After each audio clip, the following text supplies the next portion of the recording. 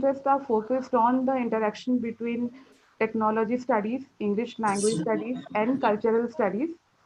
His current research interests are specifically in the area of Bengali science fiction as it is developed during the 19th century in and around the city of Kolkata. He has also published in national and international journals as well as has translations and reviews to his credit. He is at present working on a book project on science fiction in colonial spaces and one on ICT and language education with Finger. He is an amateur theatre enthusiast and in his pastime tries to write plays. Yes. Okay. Uh, we welcome you, sir, and we are looking forward, very enthusiastically to listen to your talk. Further, a heartfelt welcome to our guest of honor, social activist Mr. Acharya Rushikesh Mishra sir. He is the chairman, IT Utkal Chemists and Druggists Association, Bhubaneswar. He is also the secretary, KCDA Bhavani Patna, and an executive body member of Indian Red Cross Society. Mr. Mishra is also a WHO certified emergency health care volunteer and a founder governing body member of Odisha Blood Bank Dharamgarh. He is a founder member of Dharamgarh Women's College and administrative secretary to Girls High School, Dharamgarh.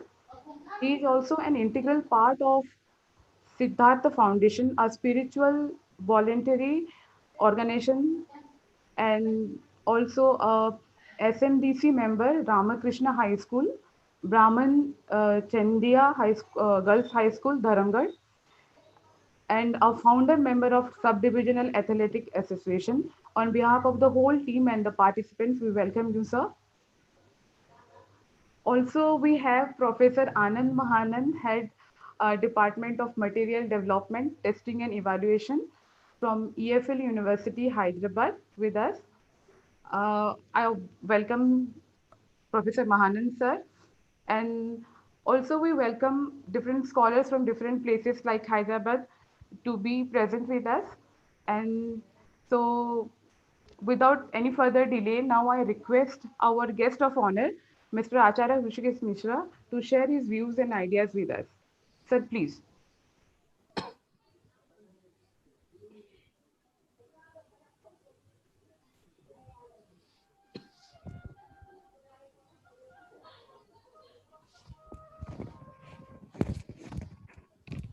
Hello. Hello. Yeah. Great. Thank you, everyone. I am audible? Yes, sir, you are audible. Okay. Thanks the team of English Support Mission and the dignitaries who have participating in this webinar. And you have introduced me in a different way. Actually, basically, I have a few days back, I have interacted with Panchanam sir regarding your mission. And I have heard many things about the support mission. And as you mentioned that I am SMDC member of Brahman Chandiya Boys High School. Actually, government of Odisha now doing a very good job by transforming the traditional government school to smart schools. In the every district, you can see from the social media, you can see through the electronic and print media, the traditional government schools are converted to smart schools. That means the present education system, we are having some lacunas in the field of infrastructure, lacunas in the field of teaching, lacunas in the field of everything. So when I have interacted with the Panchanam Durya sir, I have suggested something that English support mission needs nourishment. Nourishment in the sense that you have done a very good job by starting this mission, and you are in a pan-India basis. As I have learned visiting across India, that the English proficiency in South India is better comparing to the this part of East India and Central India. And government is doing so many developmental work, so many things in education, There is so many policies, planning, and everything in the new education policy. But I think why this part of English language is neglected. English is the universal language, and it is instrumental in everywhere. So that English language support mission needs patronage from the government, from the NGOs, from the CSRs, and you people will be the catalyst to do that in a different way. When I was interacting with Mr. Duria, I have heard that so many teachers are not participating in this open series or this support mission. Students are participating. When there is a high school transformation work is going on, I have suggested one thing. Let us start a pilot project in my district, that is Kalahandi. We are doing transformation work in 26, in the first phase, 26 designated high schools chosen by their performances, academic performances, and the performances. When I am interacting with the English teachers, I have noticed that the proficiency is very low. When government is projecting that in high school level, there will be a transmission. That means that transmission should not be in infrastructure. The transmission should be in the teaching, transmission should be in the learning process, teaching process, and that who teaches. Suppose we are concerned with the English language. They have chosen a BA, BEd teacher who is teaching that English subject. So I suggest that English support mission should come forward to support this transmission process, and I will be a liaisoning agent with the government, with the district administration, with the district education department. So we should start a pilot project in Kalahandi district, like Kalahandi district, that English support mission is a part of transmission work in Kalahandi district, and that works.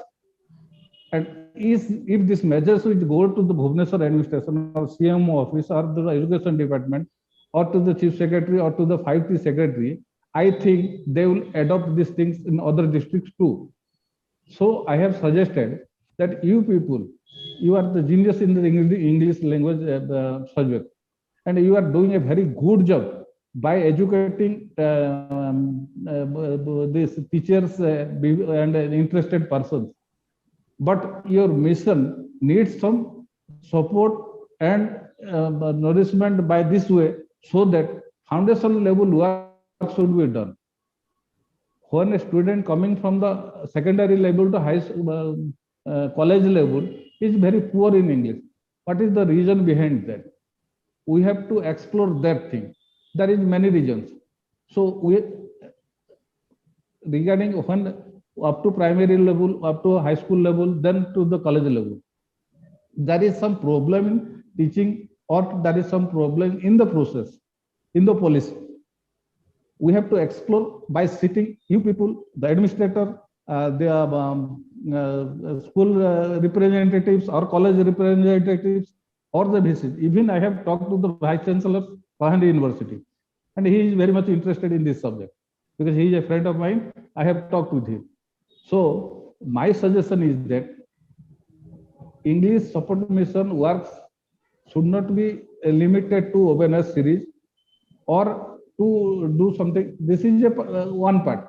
Second part is we have to enter into the system.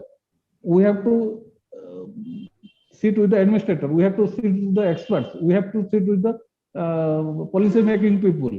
We have to sit with the secretary level people, so that they should feel that English support mission is a very essential for the student and for the teachers who teaches the student the English subject. So I think I will help in this subject with a very small note that a small effort in my district, in the Kalahandi district, can open the eye of the government or the system. So thanks everybody that when there is government is changing everything, then the high school transmission work is going on, because I have worked in many fields. I have set up a primary schools. I have set up a secondary school. I have set up a girls' high school. I have set up a women's college. And for your information, I was also associate founder of the Sardar Raja Medical College. That college was closed due to some other reasons. So I have very big interest in this education field and in the social work field. I request all the participants and the dignitaries, Dr. Professor Atanu Bhattacharya sir, and other distinguished participants, so that we will sit together in other forum also, and we will discuss in minutely. We will prepare a vision document so that that can be placed before the competent authorities. They can examine what these people are telling. Even if I will make an arrangement for sitting with the district collector or DO, I have already started in that way. I have talked to the DO in presence of Mr. Durya sir, and I have talked to the sub collector Dharamada, who is a young IS guy, and we are in that job. So I think the English support mission and you people are doing a very good job. And by you people, I think there will be a change in this system, and we need your support. And any support you need from me, I will always there 24/7. Thank you, everybody. Thank you so much, sir. Thank you so much from the core of my heart, sir. We are blessed today, sir. We are honored today, sir. English support mission is successful, sir. With your support, with your assurance, sir. I'm deeply thankful to you, sir, for your support. And I do assure you and of the administration that you will make every effort to live up to your expectations, sir. Thank you so much, sir. Thank you so much. Thank you. Thank you. Thank you. Now I request Maitri ma'am to introduce the speaker for today's session. I think I got to know that Professor Rajgopal sir has joined us. Yeah, Rajgopal sir is here. Let me unmute him, sir. Thank you so much, sir, for joining us. Rajgopal sir, please unmute yourself. Thank you very much. Let's keep our spirit ignited. Namaste, sir. Namaste, sir. Thank you so much. Okay. Thank you. Well, go ahead with the program. Thank you so much, sir. Thank you, sir.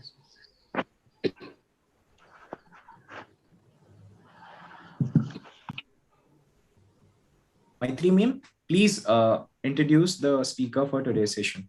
No, Anand sir, I request Anand sir to speak something. Wait, sir, let me just unmute. Okay, Anand sir, please unmute yourself. Yeah.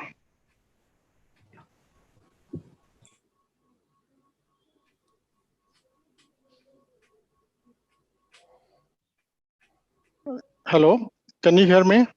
Yes, sir. Yeah, thank you. Actually, I just came to listen to my friend, Dr. Atanu Bhattacharya. We have been friends for 30 years or so, and whenever I make a request, he doesn't say no. And just came to listen to him and thank him. So thank you, Atanu, for accepting our invitation. And this is an interesting topic. As I was chatting with him, he did a project way back in 2015 or so, 14 or so, and he made a presentation in the British Council seminar. That time he could see the vision that technology will be a major help, major support in language learning. He's such a talented person. He has done research in Indian poetics, then research in science fiction and ELT and so on. So it's a great honor and opportunity for us to have him. Yeah, many people think that language and technology, these two things are different. But now we have come to realize that if both of them are combined, it will be a wonderful combination and benefit for teachers and learners. So as pointed out by Mr. Sir. You have been doing a wonderful job, and you have been very committed. You go ahead with the programs, and whatever suggestions he has made, you should keep in mind. So we'll listen to Professor Atanu Bhattacharya perhaps. Thank you.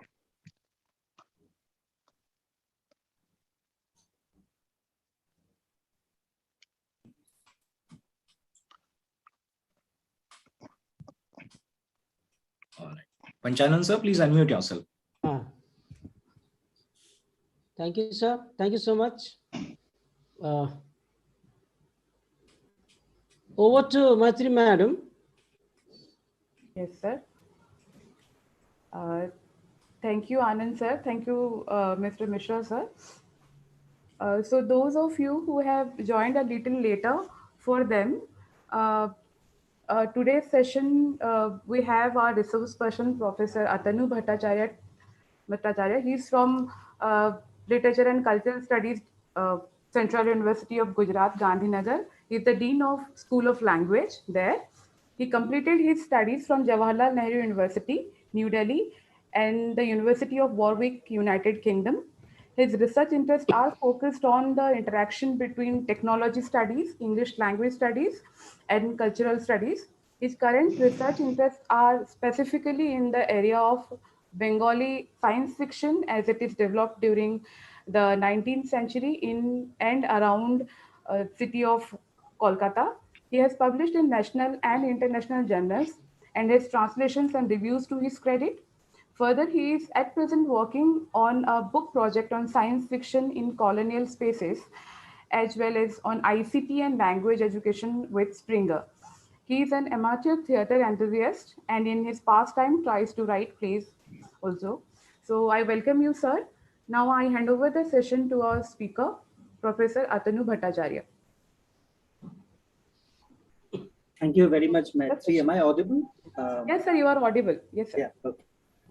And I would like to thank Mishra sir for giving such a wonderful introduction about not only the English support mission, but the kind of things that the mission can do in the future. So thank you, sir, for laying out the roadmap, as it were, of my talk. I thank Panchanan Duriya sir for having me. He has been in contact with me. Anand, who has been an old friend, the entire team of the English support mission. What I'm planning to do today is that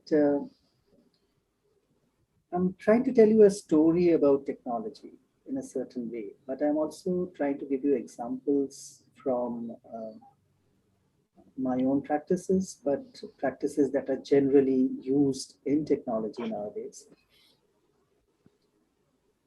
With specific references to mobile technologies, though it is extremely difficult to define what mobile technologies currently are, because anything that moves with you is now called a mobile technology. It is previously, when we used to think of mobile technologies, we used to think of mobile phones only. But mobile phones are just only a part of mobile technologies. So, for example, your laptop is a mobile technology, your tablet is a mobile technology. Even your, if you have an iPod or anything of that sort, which can move along with you. So anything that is connected with your mobility, a technology that moves with you, is a kind of a mobile technology. And it is in this sense that mobile technologies, the term mobile technologies is used nowadays. It is no more simply mobile phones and technology. People think in terms of mobile phones more, primarily because mobile phones can combine different sorts of other aspects that were separate about 5-10 years back. They can be combined in a mobile phone now. So you can have movies, music, different sorts of apps, many things that you have to do separately on a laptop, for example, could now be done on a mobile, etc. Now, since the mobile has the capacity to incorporate many of the technologies that were separate and combine them together, we are calling them mobile technologies, and therefore mobile phones have become kind of exemplary. they have become symbolic of what we understand by mobile technologies. So I'll try to give you a story of these mobile technologies and what can be done with it, what has already been done with it, drawing some references from literature available, and what are the things that we need to keep in mind. But I'll try to keep my session a bit short so that we can have a longer discussion at the end, because it would be interesting to know what you have been doing in terms of using mobile technologies, especially during the last 1.5 years, when all of us have been forced into our homes and we have been teaching from our homes, and we have almost been forced into using technology for teaching. And this for this purpose that it has shown that how creative teachers can be, how innovative they can be. And there are numerous stories about this, and I'm sure that you have got your own stories to tell about the nature of different sorts of experiments that you did in terms of teaching, in terms of making sure that the students get the material, making sure that you have a discussion with the students, etc. So I'd be interested to know about those stories. So it is only through those discussions probably that we'll end the session. So I'm more interested in that part. I do have a presentation, so I'll just share the presentation with you. Can someone allow me to share the screen, please? Nishant, could you please allow sir to share his? Yes, sir.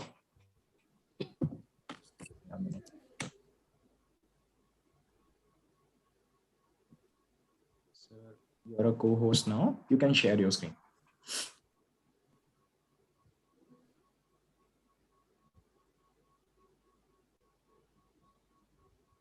Can you see my screen now? Yes, sir. Yes, sir. Okay.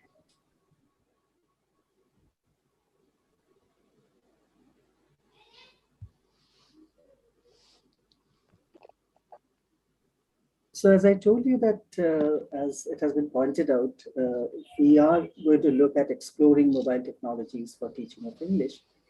And what I mean by mobile technologies, as I told you, is by any kind of a technology that moves along with it, which has a capability of mobility. Now, most of the technologies that we have today have this, but I don't include, for example, desktops and things like this, which are stationary in one place, which you cannot move along. So the outline of the talk is that I'm going to tell you a bit of a story of the web-based technologies that were around, because I believe that it's good to know about how historically the nature of technology has changed and where we are now. Primarily because unless we understand the past, we will probably not be able to understand how we're going to move towards the future.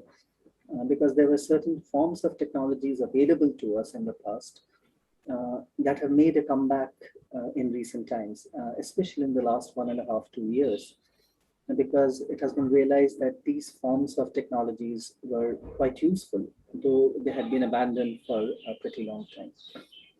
We'll look at some of these examples. I'll give you specific examples of specific apps that are available on platforms or generally for use in the teaching of English. And then, of course, as I said, we'll have a discussion. So that's what the plan of the talk is.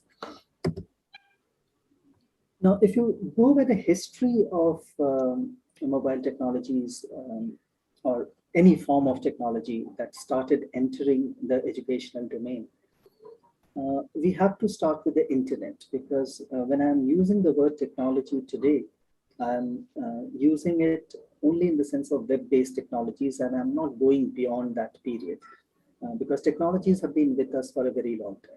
So as teachers, we know that we have used technology. Even chalk is a kind of a piece of technology.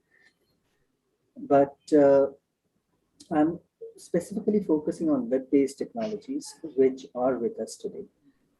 And if you look at the early shift that happens in education, in especially English language education, for example, happens with the coming of the internet. Now, this happens around the 1990s. And with the spread of the World Wide Web, there are different sorts of educational apps that are produced specifically for teaching of English. Now, people who belong to my generation would probably recognize some of them.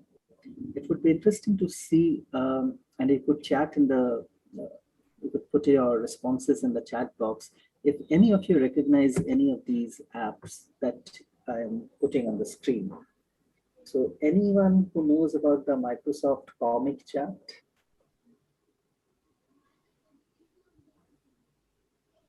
This came around the mid-90s. This is my generation when we were very excited about technology coming in.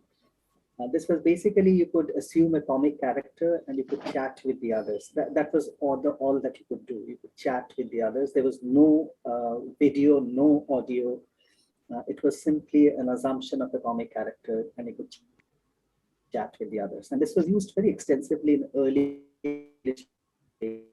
for both teaching, writing, and speaking. I can't see the chat, but let me see if anyone knows about it. Okay. Okay, let's go on to the next one. We'll just quickly go through these. These are very early forms of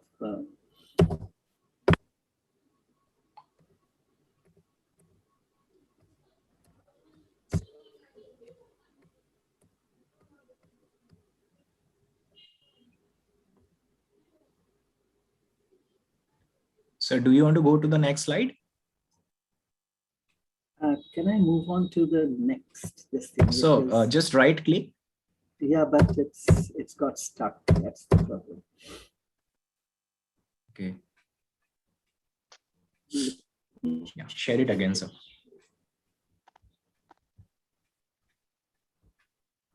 Maybe just keep it to the screen so that.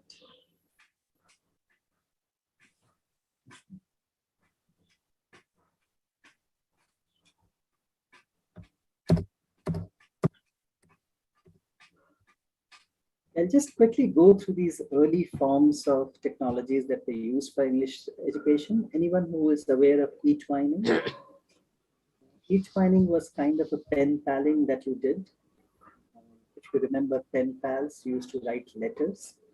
E-twining was you were writing emails to students or to your friends, and they would respond to it, and that would help in developing writing, etc. Sometimes e-twining used to happen between schools. For example, two schools would twine up, it would say, not tie up, but twine up. And then students would exchange emails by e-twining. It is still existent in a different form now.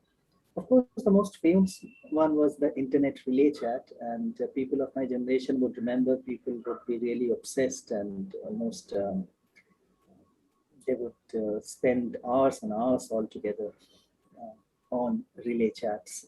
They will chat with different kinds of people. You had no control over the chat, but you could chat with thousands of people across the world in different kinds of chat rooms that were available, etc. One of the earliest developments that happened was, of course, these websites like Dave's ESL Cafe, which still exists, which gave you lessons in teaching of English with practical examples, sometimes with sound. This was early internet, remember, embedding sound was difficult. But sometimes with sound, so you could have listening activities, no video still, but mostly worksheets that could be downloaded by the teachers and used in the classroom, etc. The WebQuest was, the WebQuest still exists in a different form, of course. The WebQuest was the students were given a task and they had to negotiate the internet to complete the task. It was like a game that they had to play. It was basically a language game. So the first task, you have to solve certain grammar exercises. Only then will you be able to go to the next level. The next level will be a clue where you have to solve some vocabulary exercises, and then it will take you to the third level. At the end of the quest, you will get the prize that you were supposed to get. So there was a kind of extrinsic motivation involved in the teaching of the language. And of course, in this early days of the internet, what happened was you could form teacher communities. So one of the biggest and largest teacher communities that was formed was called NetTeachL, the last one on the slide, where teachers of English primarily, NetTeachL stands for language. So teachers of mostly English from different parts of the world could come together in one platform and share their experiences, share their problems, get solutions, share their best practices, etc. So what it did, the early internet was, it helped you to form certain communities. So we'll just quickly see what this early internet tried to achieve. It was called Web 1.0, as you know.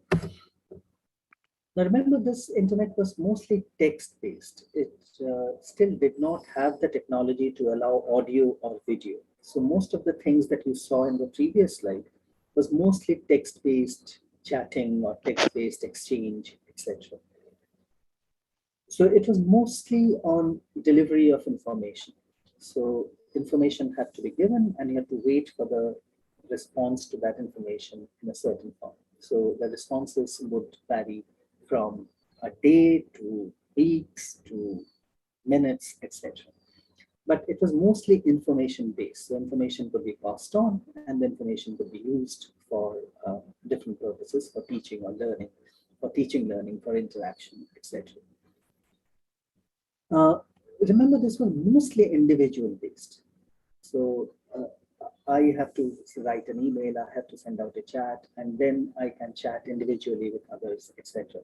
The technology was still not ready for many-to-many interaction, or one-to-many interaction for that matter, for many-to-many interaction for that matter. So I could send out an email to a large number of people, but I would still get an individual one. So it would not be possible for me to interact with a large number of people at the same time. So synchronicity was a problem. And one, of course, the most important part of this early experiments in language teaching was, it was mostly based on the behaviorist theory of education. So it was basically based on that if you keep on, for example, repetition drills, etc., pattern practice, many of the software that was developed during this early phase of the internet was based on repeating certain things. So there would be certain things on the screen and you repeat those things. And through that kind of a drilling practice, it was believed that language will be taught. And since computers could do it ad infinitum, it will never get tired like a teacher will. Computers were seen as the best medium to produce these repeat practices or this repetition practices. And as I told, it was mostly a technology from one to many. Let's move on to the next phase of technologies that happened, which we are still in, which transformed again a bit, which is known as the second version of the web. And with the second version of the web, what we had was, I'm sure that now we will have people on the chat box who will know what a blog is, what a wiki is. For example, you had movie makers like Devolver Movie Maker. Later, of course, you had the Windows Movie Maker, etc. You had short animated clips that you could make with softwares like this is the one that I should. So this one is called Extra Normal, which came in at that point of time. You had podcasts that you could do with things like Brainshark, VoiceThread, etc. Glogster. Glogster was a poster making app, etc. And of course, you had Vocaru, which was voice threads that you could create.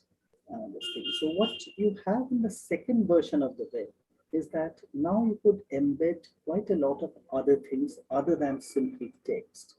So now you could have audio, now you could have video, you could make things on your own. The previous version of the web basically would give things to you. You did not have the capability until unless you were a computer wizard, where you could change the code and change the system itself. You could not do much to the system.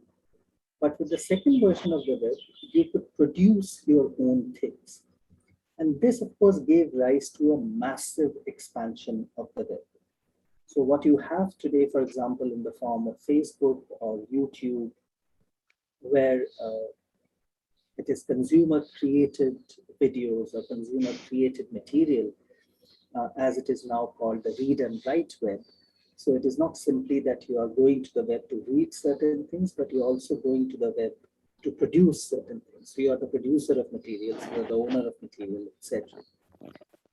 And this was an important shift in the form of technology because it also meant that there was a shift in the kind of educational technology or teaching philosophy, if you may wish to call it. So the teaching philosophy itself changed. The first version of the web was still very much teacher-centric, where the teacher was in control of the material that was being given.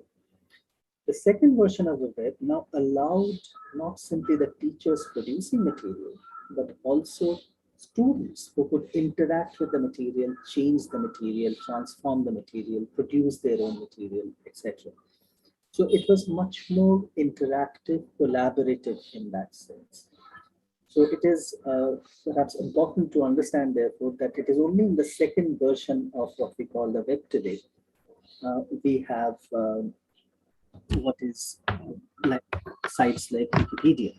Now, Wikipedia are perfect examples of collaborative sites. So they are not produced by one single person, they're produced by hundreds and hundreds of people who keep on contributing the articles to the web. So what you now have in the second version is what is known as a virtual learning environment, a VLE, sometimes also called the personal learning environment. And what we use nowadays so often in our conversations, social media. So it produced the social web, where a large number of practicing communities could come together and have interaction with different kinds of people.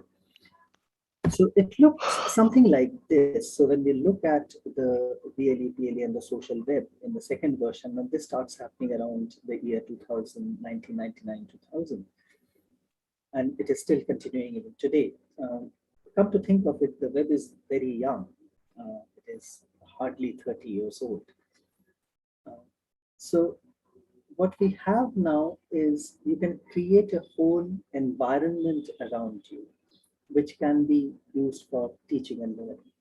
So you can integrate many aspects of technology along with your teaching.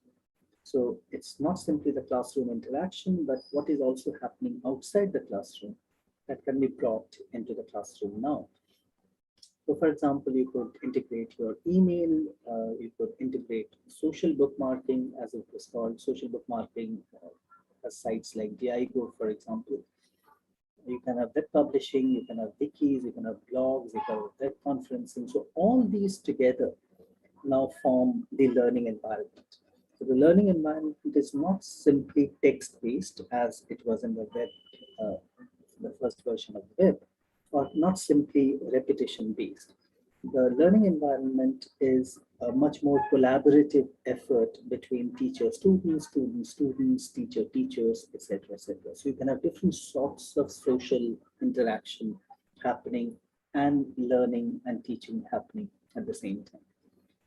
So what was really happening in the second part of the web, or the second version of the web, is that, as I told you, a large number of multimedia forms started coming in, like video, voice, images. It was more synchronous than Web 1.0. Web 1.0 had a time lag. Now, of course, you can chat at any point of time and more synchronously across the world, etc. It was a many-to-many web. It was not simply meant as a one-to-many. It was more collaborative and it was more interactive. Of course, it had learning possibilities like virtual learning environments and personal learning environments. Now, the third shift, of course, that has happened in recent times, especially after the coming of the mobile phones, is that all this can now be put inside a mobile phone. And that is an important shift. Previously, of course, all these technologies were kind of treated separately. So if you had to access your email, or if you had to access your social networking sites, then you had to have access to a laptop or to a desktop or to a cyber cafe, etc. Now, with the nature of change in technology that happened, what mobile phones can now do is combine or integrate all these technologies together, especially the smartphones, within one device. So what you have now is a concept called interoperability. So every smartphone now has the capability of opening any document at any point of time. So whether it's a Word document or whether it's a PDF document or whatever. So this interoperability was lacking in the previous versions of the web. So if you had a particular kind of phone, for example, you could not open certain kind of documents, etc. Now that is gone. So every app opens in one device. So what does that mean for us as language teachers? And here I would like to give you a few examples in terms of how does this technology integrate with our teaching. But before that, I mean, to my mind, I think one of the things that we need to understand is technology, of course, is there. Technology is important. But technology is not something that's going to overwhelm my teaching. In other words, technology which determines my teaching. It can be the other way around. It should be the other way around. So that what my teaching is, my purposes of teaching determines the kind of technology that I'm going to use. Now, technology is unlimited. There are hundreds and hundreds of apps available online free of cost.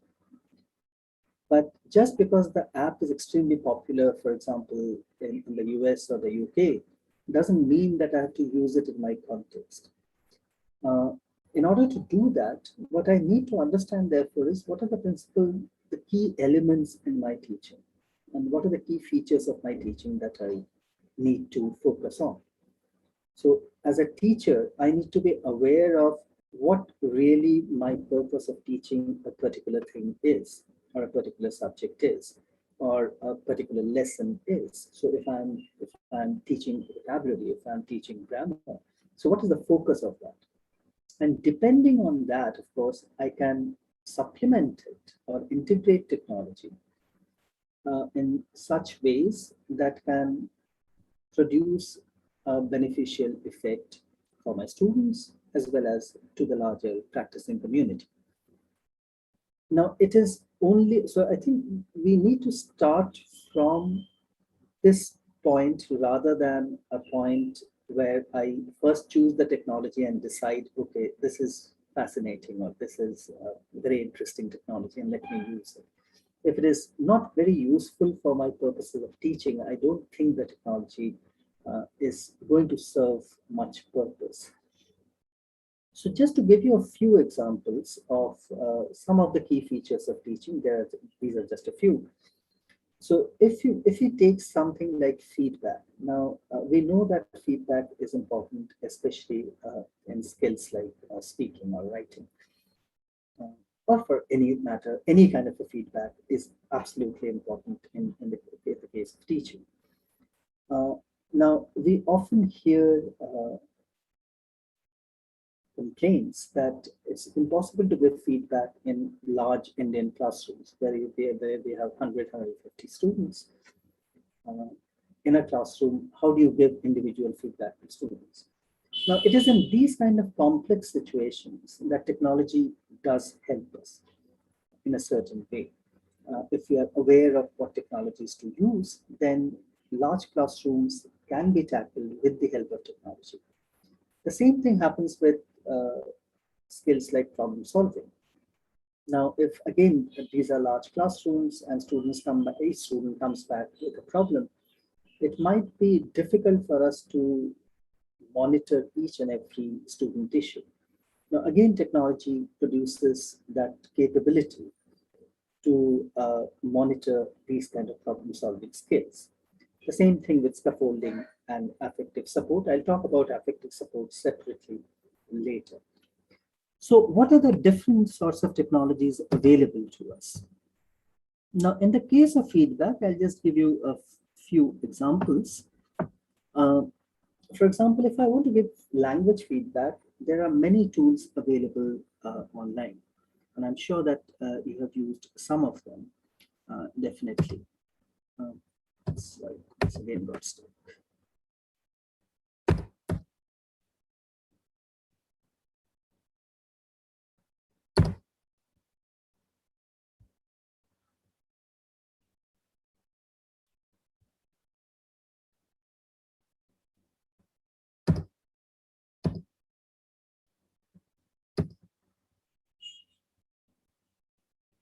Anyway, come back to that. So I'm sure that one of the most interesting tools that are available, of course, is Grammarly, which helps students write, but also improves their grammar skills, checks their grammar skills, etc. But there are others like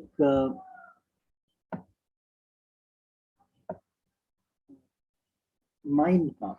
Now, if anyone has used MindMap or Mindly, uh, these are basically organizational tools. So even before students start writing up,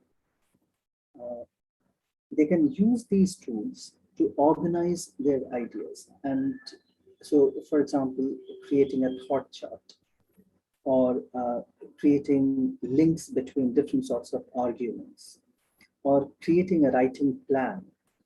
So even before they start writing a certain thing, uh, one of the things that the students can go to, of course, is mind mapping, what is known as mind mapping software, and put their ideas together where the feedback becomes important. So even before they start writing, if in the process of writing itself, if the teachers can help them, and these are self-organizing tools.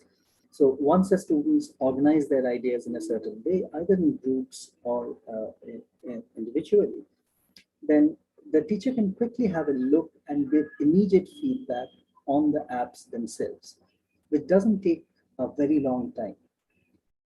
Rather than going to each student and interacting with them and finding out what they're trying to do. So once they put it on these apps, the apps organizes them in a certain way and presents them to the teacher, and the teacher can then give feedback immediately within it. But of course, there are other how do I show this?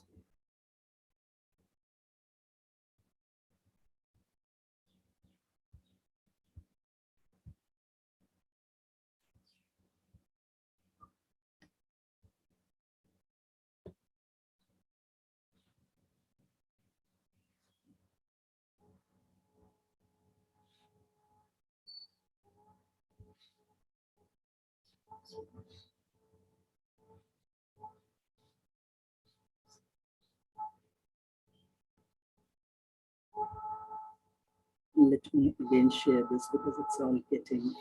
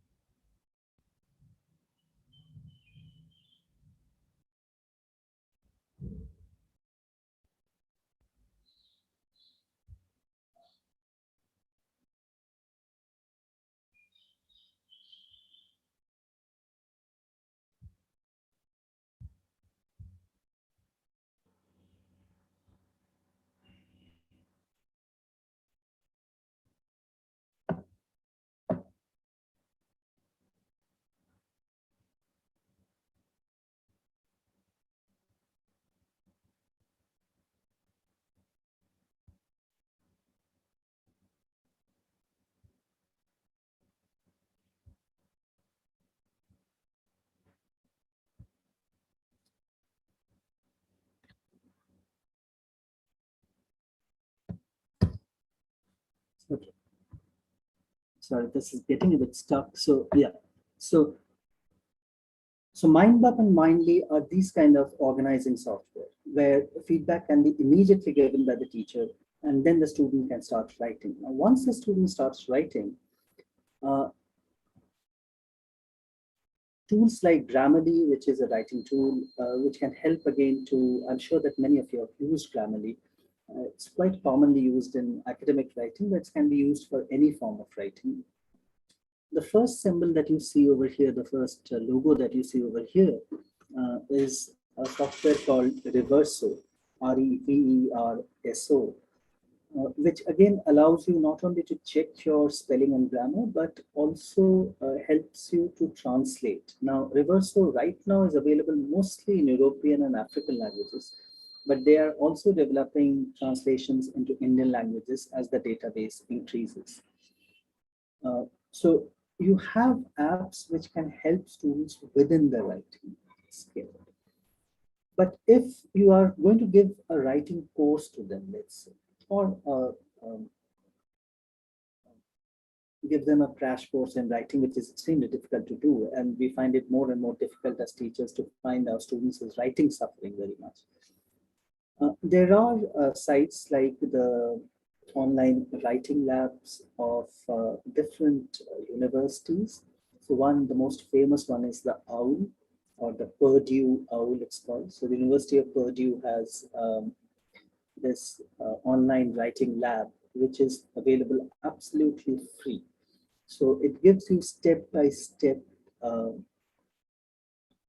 instructions of how to write from small paragraphs to large pieces like essays or critical pieces of writing for journals, etc. So it is basically an academic writing lab, but it can also be used for very simplistic purposes like the beginnings of writing, so how to start writing, etc. A similar one is the Excelsior Online Writing Lab, which is again, it belongs to the University of Excelsior, and it has its own writing labs, which are again free of cost. So these are all available, and these are all mobile-friendly versions, which the students can simply go. The writing labs have their inbuilt activities, exercises that the students can complete. And if they can complete, then the teachers can then, of course, give them feedback based on the activities that they have done, etc. Now, again, I must say that this all depends on what you want to do. What is the purpose of doing whatever you're doing in the class? These apps are there, and there are hundreds of apps like these on the internet. But the purpose of my teaching determines the app that I'm going to use, if I'm going to use any app at all.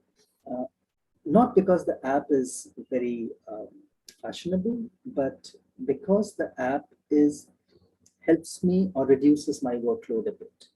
Otherwise, giving individual feedback is very, very difficult for me. The second example, of course, is these online places that you can go to if you are interested in technology and how to use technology.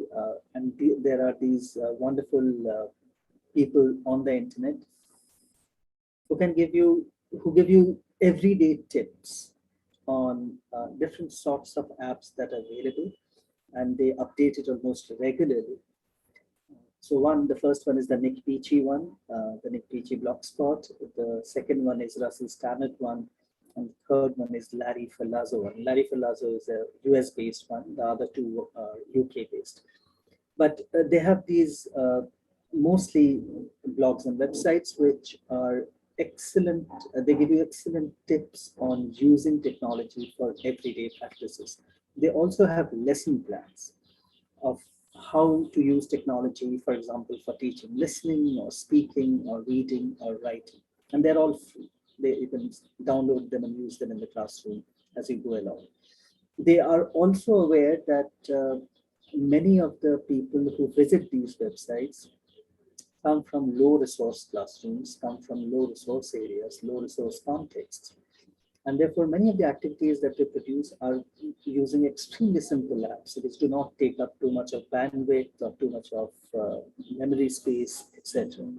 So these are three sites that I recommend that you could go to and have a look at to see what sort of technologies can be used for language teaching. And of course, for problem solving, there are again hundreds of apps. I've just given you a couple of a few over here. Socrative is more of a kind of a platform where students and teachers can come together and use the platform for different sorts of purposes. One of them, of course, is problem solving. So especially if students find it difficult to a certain lesson or a certain chapter or in doing certain things, then one of the things that can happen is use Socrative for this. Now, one of the advantages of using Socrative is it automatically gives teachers feedback of what the students are doing. So if the student completes certain things or wants help with certain things, it immediately provides with an email what the students are up to. And it also helps you to assess students. So Socrative is an interesting site to be in. Of course, you must have used Google Docs in terms of a collaborative space. So Google Docs can be shared by a large number of people, and it is especially useful for collaborative writing. So if the entire class is writing an essay, if we put all the students onto the Google Docs and everyone contributes to it in different ways, it can be simultaneously edited, etc., etc.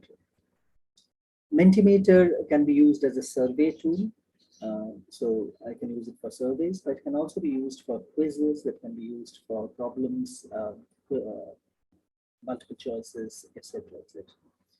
Kahoot is extremely popular in the last 2 years, primarily because it is a very good assessment tool. It especially helps you to draw quizzes. So you can make a quiz with Kahoot, but there are others like Flugaroo, etc. So you can make quizzes. So if you have done a lesson, you want a quick response or to understand how whether the students have comprehended the lesson, then you can set up a quick quiz on Kahoot. If the students attempt the quiz, you would immediately get the results on your email, and you can share the results with the students very quickly. You don't have to really sit with a pen and a paper and check their answer sheets at all. All you have to do is set up the quiz or the questions on Kahoot. And I'm sure, again, some of you might have used Kahoot by now. Now, scaffolding and cognitive skills, there are so many apps available now.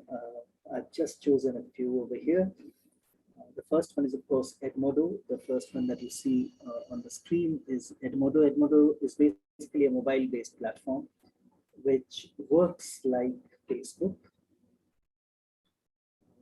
And it is a kind of social media site, but it is used for educational purposes.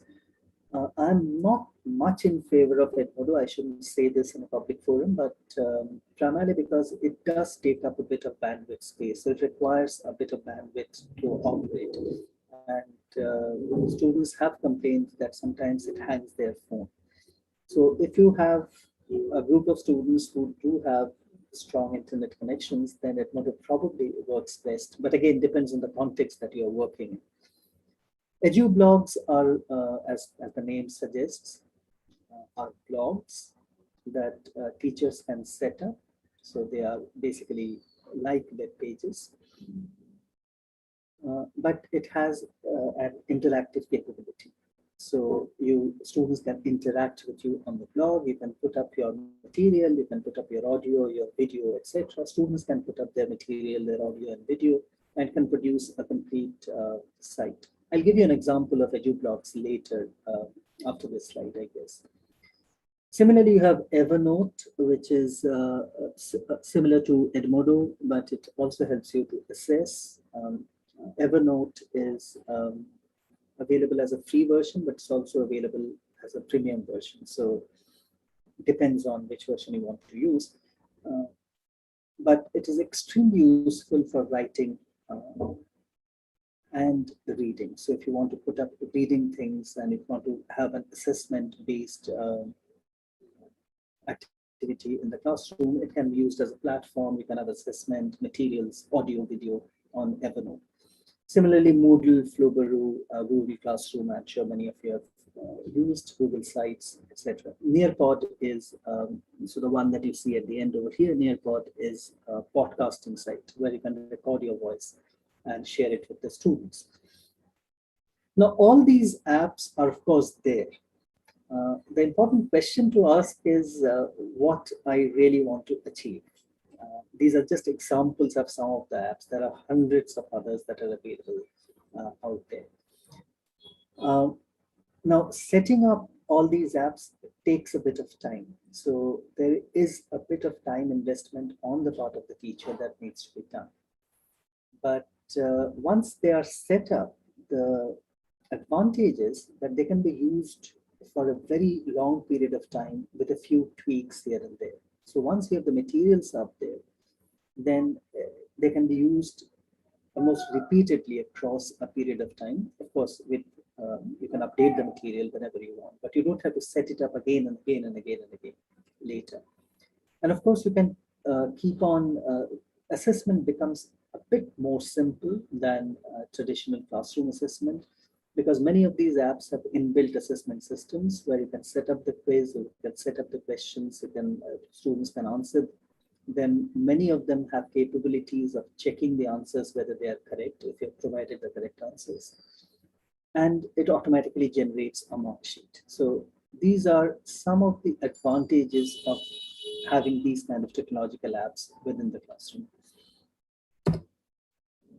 As I told you that I'll give you an example of how to use the EduBlocks. So one of the things that you can do of using the EduBlocks, which I've done over a period of time with my own students, is that we keep on posting topics. So for example, as a teacher, I initiate a topic and I keep on posting articles. I teach higher education students, so I keep on posting articles related to the topics. My students also keep on posting articles related to the topics. Everyone is supposed to read those articles and comment on each of the articles. So on a blog, if you post something, there is a comment section. Of course, you must have seen it. And you keep on commenting on that. And there will be cross comments. So people comment on each article, then they cross comment on each article, they cross comment on each other, etc. So what it does is it generates quite a lot of interaction, but also generates quite a lot of writing. Initially, the writing may look very informal, chatty, but later when you tell them that, okay, I would like you to comment in an academic fashion, then it tends to become a bit more academic. And slowly you can see that development from early chatty language to a more formal forms of language. And of course, at the same time, the teacher can keep on giving feedback as people keep on commenting on the blog.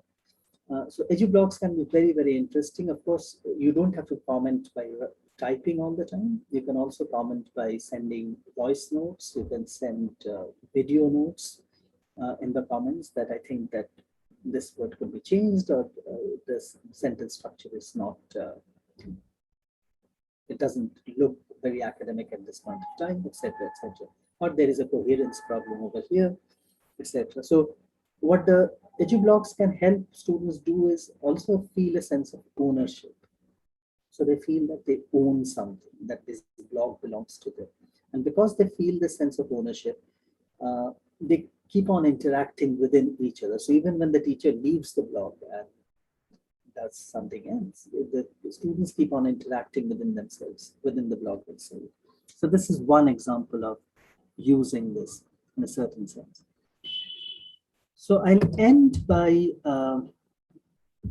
very quickly on a final note, as I said, and which is the emotional or the affective. Now, this is something that we have found extremely difficult to handle in the last 1.5 to 2 years. So in a classroom, it is much more, well, not much more easy, but we tend to have what we call the pulse of the class. So if we are teaching something, then we know that whether something is working in the classroom, something is not working in the classroom, etc.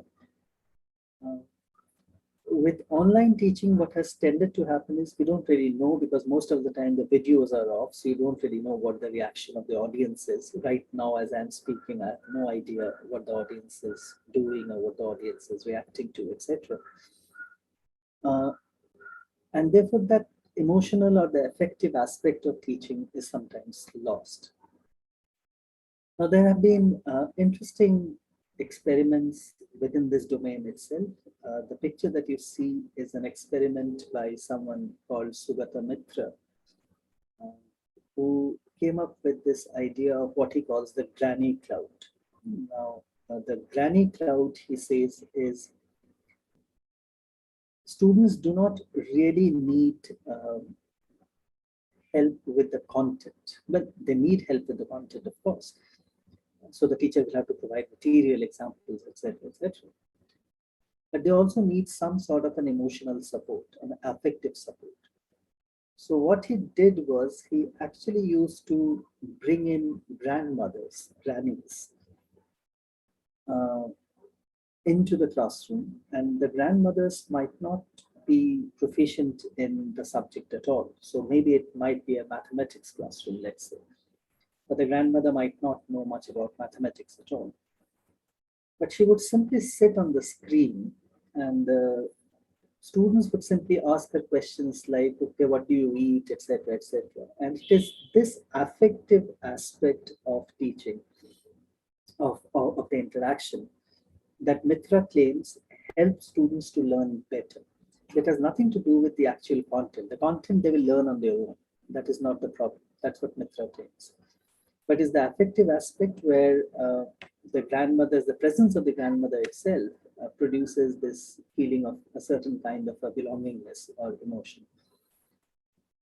Now, as a teacher, therefore, within a situation where we are in now in the last 1.5 years, and maybe we are going to continue for the next 6 months or so, I think this is one important aspect that we have to keep in mind when we are using technology in the classroom.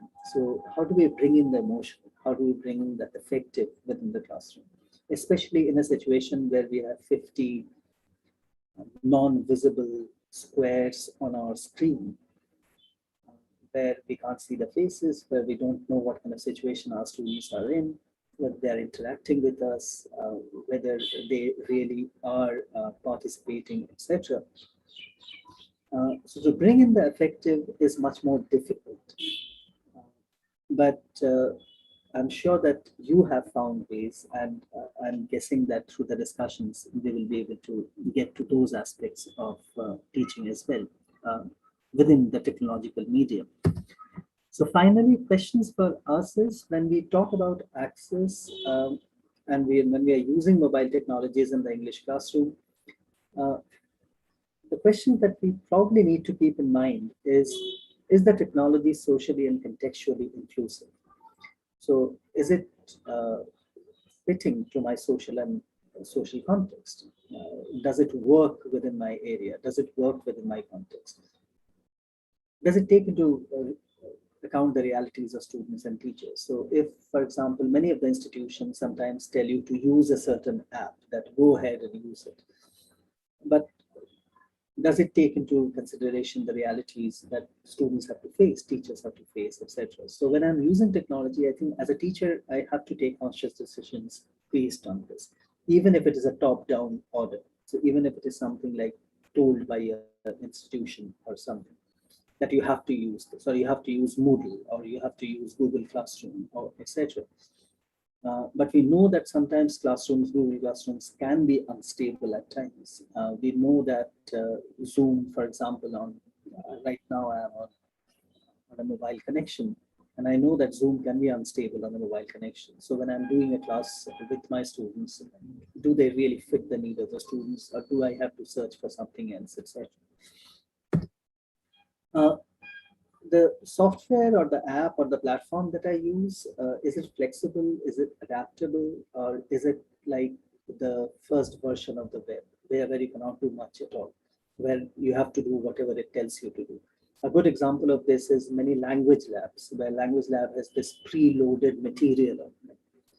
And the students cannot do anything to the material but to follow what the material asks them to do. So is there a flexibility in what material I'm using? Can the students, for example, change the material? Can the students reuse the material in a certain other way, in a more creative fashion, etc.? Most important question, of course, is do the apps work across devices? Because students might use a phone that might not support a certain kind of device, etc., certain kind of an app, etc. And of course, the network bandwidth speeds, hardware necessities, and these are questions of technology, of the technical aspect of it. But I think as teachers, we need to keep that in mind as well. And of course, the safety, which is an important aspect of today's world, especially when we have young students in the classroom and we are using an app which asks for personal information like date of birth and residence address, etc., etc., then we have to be very, very careful in using such kind of apps. So to make sure that their identities are safe, and if I have to use a firewall, which is going to cost me a huge amount of money to produce safety or to have internet security, then is it worth using it? What is the issue of copyright, IPR, intellectual property rights that need to be highlighted? How do I tell my students that okay, plagiarism is not something that is going to be accepted, etc.? And if I'm going to use open source software, which are not coded, for example, then what are the things that I need to follow? So if I'm using open source, then I need special training for my students. So how do I train my students to use open source software? And I'm sure that many of you know what an open source software is. Many of the software that we use nowadays are generally open source, except of course those owned by companies, but many are open source softwares. And what are the kind of feedback mechanisms that I'm going to use? So, and how am I going to collect them from students and teachers? Not only about the teaching that I'm doing, but also about the apps that I'm using, about the platforms that I'm using, and how am I going to use that feedback? Am I going to change it? How am I going to change the course structure? Am I going to change the nature of technology that I'm using, etc.? So rather than answers to these questions, I think these are questions that we have to be aware of these questions before we move into a classroom, especially a technology-enabled classroom, to make us a bit more conscientious about our use of technology. So with that, I think I'll stop and we'll wait for your suggestions and inputs. And I thank again the English Support Mission for having me over here.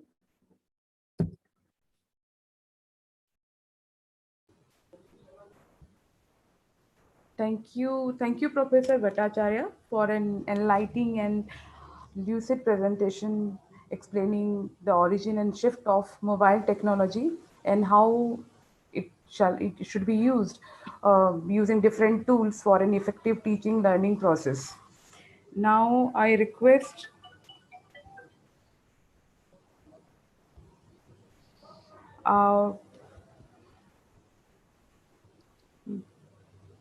Mr. Deepak, sorry, Gurudev Kaushal. yes, Gurdeep Kaushal. Is he present? Nishant, is he present? Gurdeep Kaushal, sir? Now I request Deepak Verma to summarize the session. Deepak Verma ji. Hello? Deepak Verma. Yeah. Deepak sir, please unmute yourself.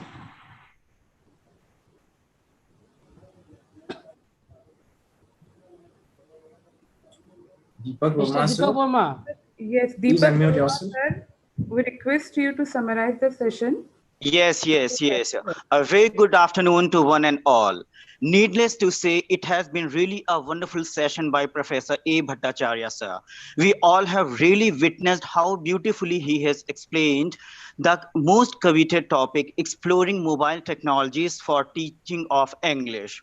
The needs and significance of mobile technology during this tough time of COVID pandemic is like a weapon for teachers. No matter whether teachers are techno savvy or not, but they had to take on that venture, being the demand of today's scenario. And now is the time to learn mobile technology when it comes to teaching. When we talk about teaching of English, mobile plays a vital role, which sir has just explained. Let us have a glance of that on that. Sir has given a wonderful idea about historical survey of web-based technology. He has given two aspects or two periods of this technology. Number one is early shift, which was really very limited, and we were very much like limited to do what we were looking for to do. Now came the idea of second shift. It is really a massive expansion to mobile technology. It is too flexible, where we can interact, where we can collaborate, where we can share ideas with each other, be it teacher to teacher sharing or teacher to student collaboration. Apart from that, sir has talked about VLE. Let me repeat, virtual learning environment. Through this platform, we can have web conferences, webinars, the way we are doing these days now. It has played a very important, a very crucial role. Now, sir has talked about key features of teaching. We have 4 to 5 key features of teaching. Number one, feedback. This is really very, very, very crucial, like features of mobile technology when it comes to teaching and learning.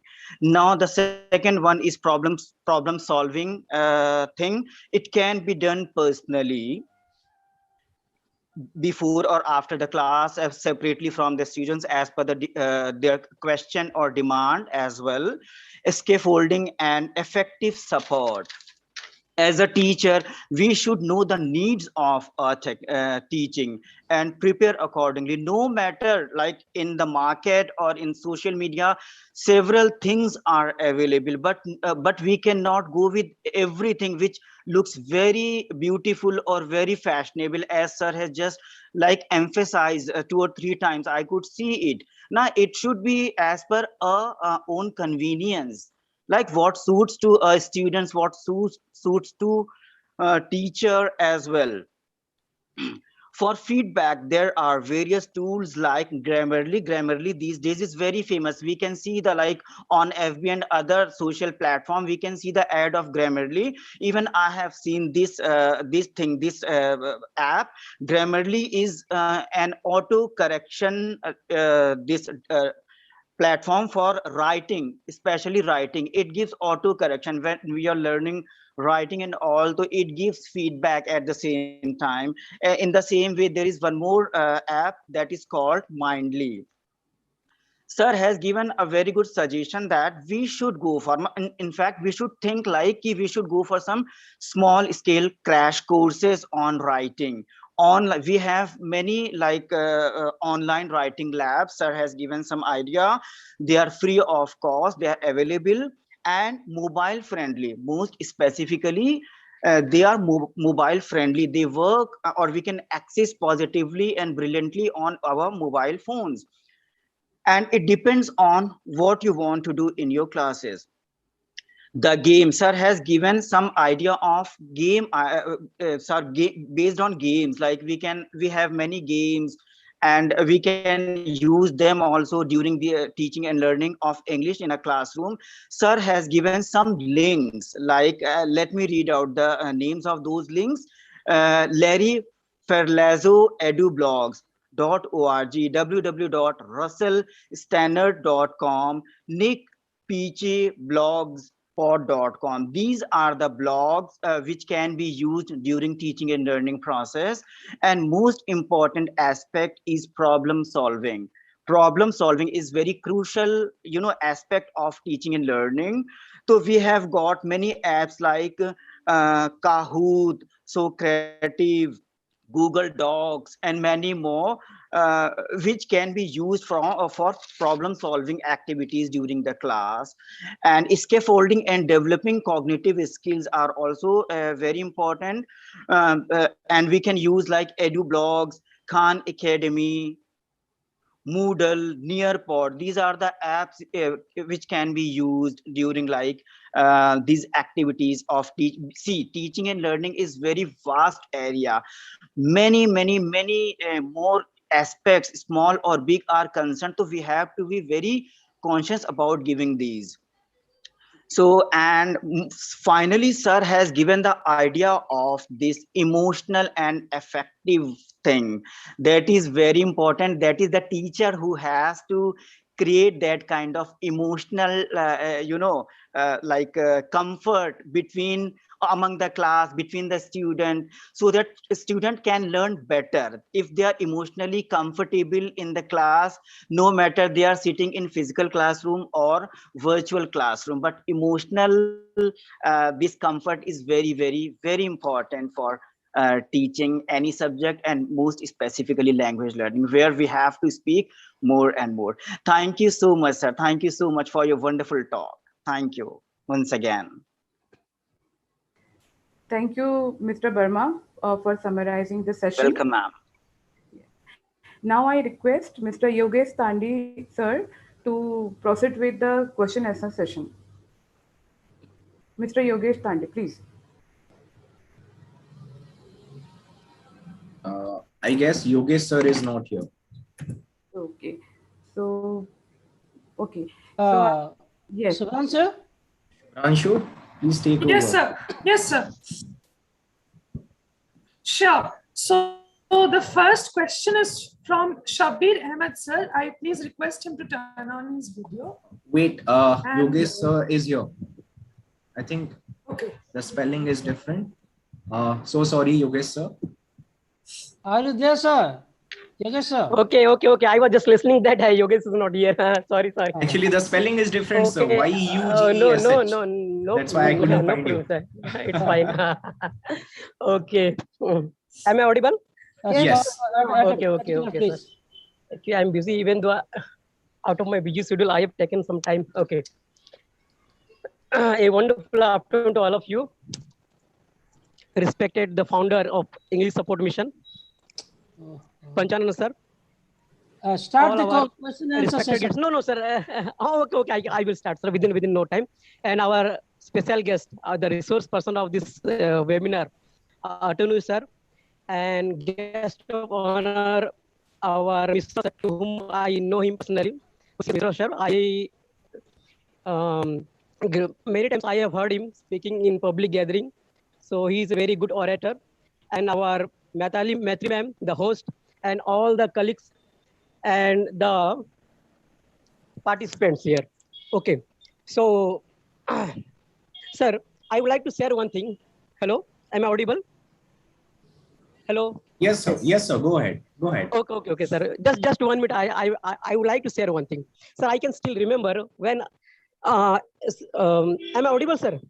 Yes, sir. You are audible. Actually, all are mute. Okay, no problem, sir. Sir, actually, this is Yogesh Tandi, and I am the chairman owner of Sanskar Group of School all over in Kalahandi Belt. And you will glad to know now I am also the general secretary. Please start of the question answer session. Yogesh sir. Sir, I didn't introduce myself. Others should know about me. Okay. So, sir, actually, before starting the question answer, sir, actually, when I was in Navodaya, when I could have felt when we had some sort of doubt or when we want to explore something about English, we had to rush to the library. But in the current scenario, the time has changed. People is having a mobile connected with the internet, and everything is at the tip of their finger, isn't it? Yogesh sir, you are muted. Please unmute yourself. Subhasu, you please go ahead. Okay. Sure, sir. Sure. Just a minute. Yeah. So the first question is from Shabir Ahmed sir, and he asks, what principles should we follow in using mobile assisted language learning? Shabir Ahmed sir, I request you to turn on your video.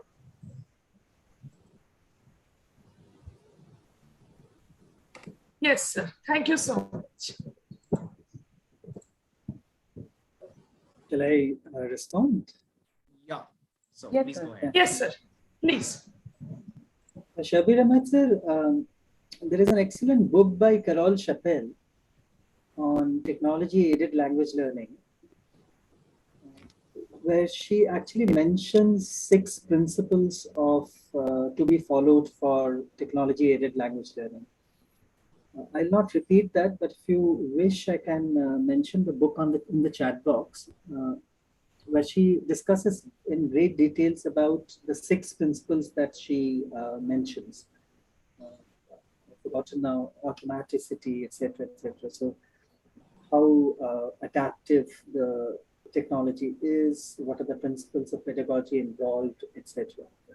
So I'll just mention her name and the book in the chat box. So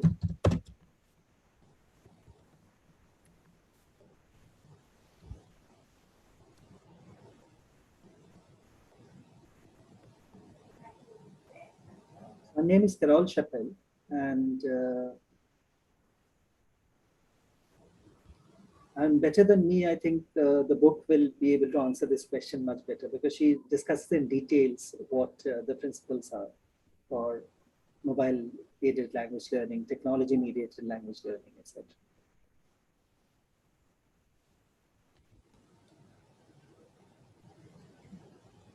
Shubhranshu, next question, please. Yes, the second question is from Harshita H. And she asks, if a student is attending online class through a mobile phone and the teacher wishes to make use of another app in the classroom, it gets complicated to switch between apps and manage bandwidth usage. How can we balance the use of different mobile applications in a VLE? Harshita, ma'am, please turn on your video. Yes, that's a good question. I think that is what I was trying to kind of point towards during my talk. That if I'm deciding that, okay, I'm going to use these many apps during my teaching, then what is the nature of flexibility that these apps have? Now, if I'm, just to give you an example, if I'm using a Google Classroom, then Google Classroom can embed many apps within Excel. So you don't need to switch apps in that sense. So the app operates within the space of the Google Classroom itself. But if I'm using a Zoom platform and then I'm using the chat box and then I give a certain kind of a link within the chat box, which forces me to open another app, which basically moves into another domain, then it becomes a problem. So if I'm aware as a teacher that this is going to cause a problem for a large number of students who might have not a very advanced smartphone, then it might be better to kind of keep that activity for later when the switch can happen. But simultaneous switching, if it is a problem, or simultaneous moving from one tab to another tab is a problem within a phone, then I think it should be avoided. I think let's complete an activity, move on to another activity, complete that activity, then move on to another activity. And this is a problem that we have faced at least at the beginning of the previous year, when, for example, in our classrooms, we use Moodle and Zoom together. So the Zoom is embedded within the Moodle. But within the Moodle, of course, we have survey. So we have used SurveyMonkey, but we sometimes also use Kahoot and other things. And later we realized that when the students were using it on their phone, the moment they moved on to a different platform, they could not get back to the class because the class automatically had logged off. So then what we started doing is we used to finish the class on the platform and say that, okay, you can take the Mentimeter or whatever, the survey that you're doing after the class is over. So that switching problem is solved in a certain sense. I hope that answers the question. Thank you, sir. The next question is from Abhinav Kumar, and he asks, excellent presentation on bringing communicable technology in teaching learning process. Thank you, sir. Can you please throw some light on adaptive pedagogy assessment and some of the applications or website for adaptive pedagogy or assessment. Abhinav Kumar, please turn on your video.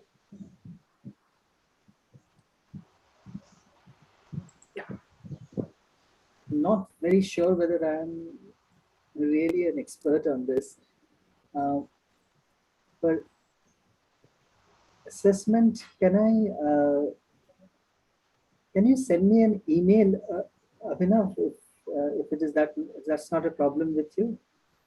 So I'll get back to your question on the email. Sure, sir. Sure, Yes, sure, sir. is that Thank you. okay? I have given my email ID. It's atanu@cug.ac.in. So Yes, just sir. drop me an email. I'll try to respond to this because assessment is not really my field, but I do have some material on assessment and on adaptive pedagogy. No, So I'll be able actually, to sir, send the it across to you. apps that I want to know, the adaptive Yes, assessment. I mean, they are pedagogy on mobile technologies for adaptive pedagogy and Okay. assessment. Thank you, So sir. I've got Thank you. a few articles on that. I'll send them across to you. Okay, sir. Thank you so much, sir. The next question is by Shatarupa ma'am. She asks, sir, how effective are applications like Duolingo or Cambly in English language learning? Students get impatient these days if I suggest the newspaper as a tool and prefer to know about applications that could help them effectively. Thank you for your informative deliberation. Yes, Shatarupa, the Duolingo is becoming extremely popular in the West, especially primarily because it's very good for European languages. Duolingo, unfortunately, what has happened is in the translation software field, the amount of data that needs to be there. I mean, I'm sure that you know how the technology, specifically translation technology, operates, web-based translation technology. What they draw from is the amount of data that is available on the web. So let's say if I have 100 million words of Hindi or 100 million words of Bangla or Odia on the web, then let's say Google can draw from it and then use matching words in other languages to create what they call the Google Translate. So even if you look at Google Translate 2 years back, it was terrible. So if you put in English thing and try to translate it into Hindi, it would give all sorts of wrong translations. True, sir. Now it has improved quite a bit because the amount of data available now on the web is much more. Now, because the European languages have such a big advantage on the net, Duolingo works or Cambly works much better in these kind of translated fields. For basic translation, I think it does work. So lexical translation, at the level of lexical translation, it's fine.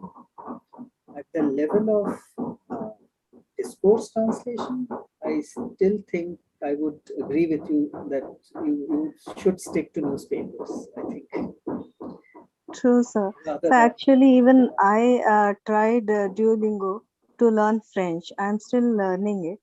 But I don't know what to say when students ask me if they can use it for English, because I have not learned my English in that way. Yes, French I learn, but even I notice some problems, like if there is an expression like you said in the translation thing, if there is a statement like you are a cat, and then we are expected to know. So I mean, the context does not match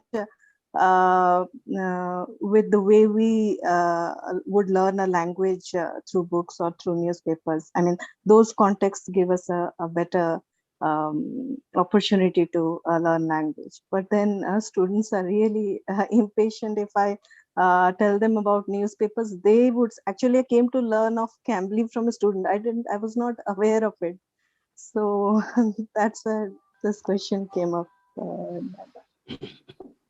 I think what is also happening in technology is they are developing something called the semantic web, where the technology, sorry, there's a lot of noise happening over here. So but the technology is trying to understand meanings now. Right. So, More clearly through context. So, for example, one of the developments that has happened over the last 1 year or so is that you must have noticed that if you write the word attached in your mail, and if you don't attach something in the mail, then Google Mail sends you a reminder saying that, have you forgotten to attach something? So it can now pick up on words and see that it probably means that you want to attach it. so But it will take some time for technology to catch up on that because human contexts, meaning generation or semantic balance in human context is very different from machine related contexts. true. Because the same word can mean different kinds of things within a human context, speech context. So it will But take then some time. technology is indispensable. I think French is very good in Duolingo. People Yes, sir. Yes, enjoy sir. doing It is really good and it helps. That is why I didn't know whether to say yes. I mean, if when students ask me whether they can use it for English, I was not confident about that because French, I didn't know anything about French, and so it helped me a lot in learning. So I wanted to know if it was as I mean, you could effective use for it English. probably as a supplement, as a supplementary something. So, But I think contextual reading of text is still important rather than simply going to an app to learn a language. true, sir. Thank you. Any further questions? No, sir, I think there are no more questions. Okay, so I request our guest of honor, Mr. Acharya Hrishikesh Mishra sir, to comment on, to speak something on this talk. Mishra sir.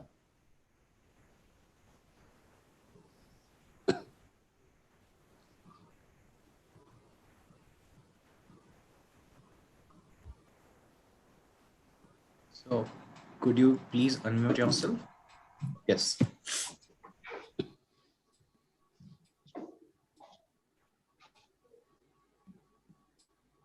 Hello. Yes, sir, audible. Okay.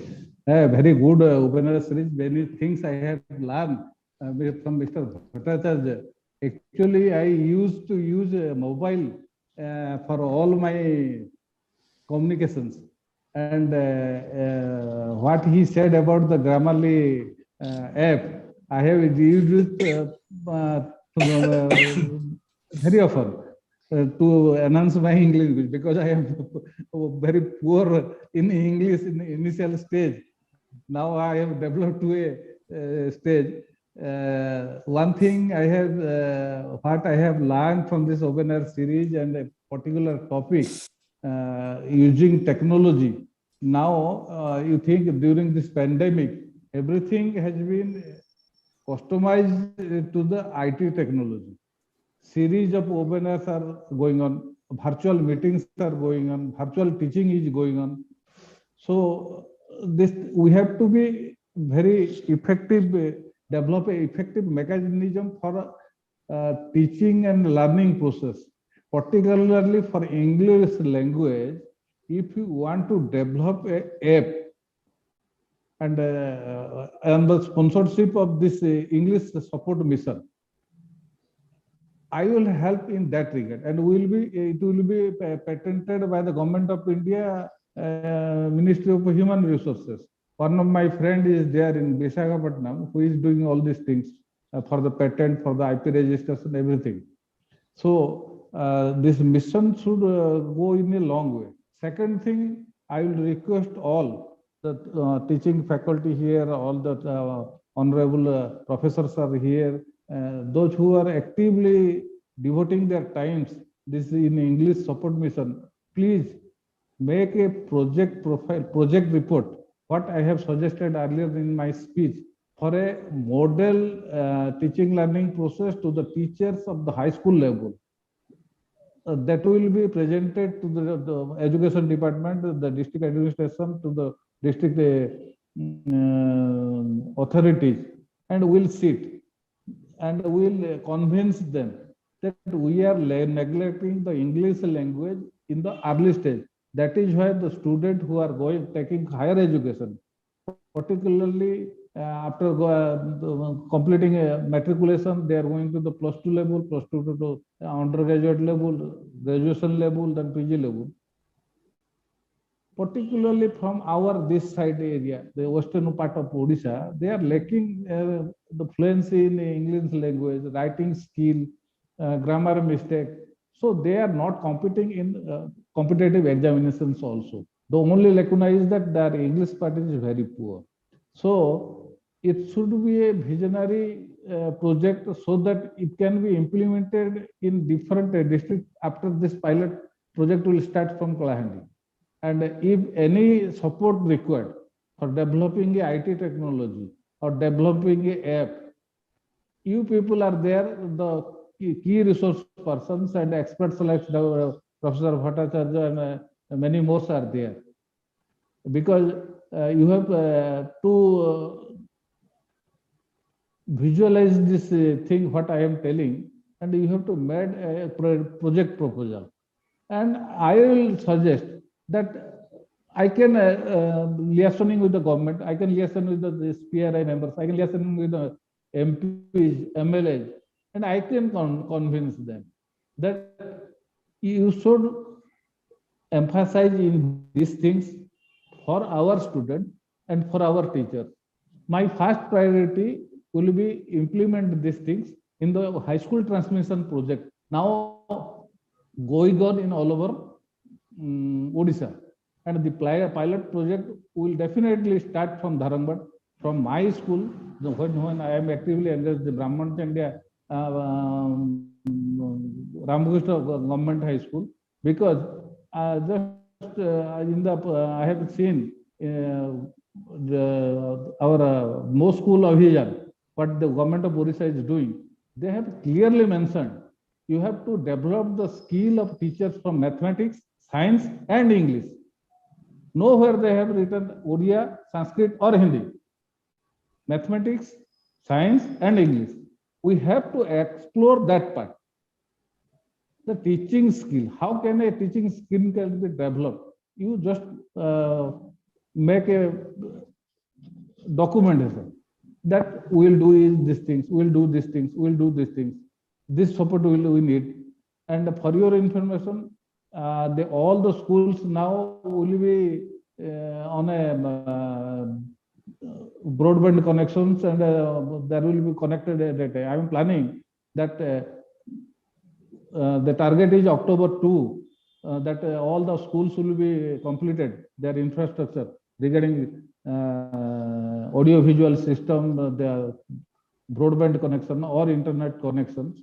And I have implemented one scheme there in my school, and we have started using this technology, IT technology, where directly we are downloading some education material and teaching materials, and that things are we are training, giving training to the teachers, how they can interact with the student, how they can it will be easy for the student to grab their language, their grammar, their everything.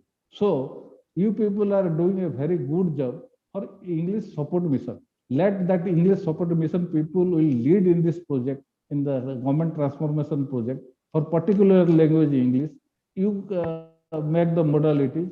I will be there to negotiate with the every sphere, where it is from the district level to the state level, so that we can achieve our goal.